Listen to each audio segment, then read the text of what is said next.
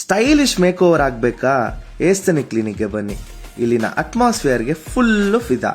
ಲೇಡೀಸ್ಗೆ top brands like ಕುಶಿಯೋ nail ಪಾಲಿಶ್ನ use ಮಾಡ್ತಾರೆ. ಬೆಸ್ಟ್ ರಿಸಲ್ಟ್ಸ್ನ ನೀವು ಕಾಣಬಹುದು. ಏಸ್ಥೆನಿಕ್ ಕ್ಲಿನಿಕಲ್ಲಿ 6 ಸ್ಟೆಪ್ ಪೆಡಿಕ್ಯೂರ್ ಸರ್ವಿಸ್ ಮಾಡ್ತಾರೆ.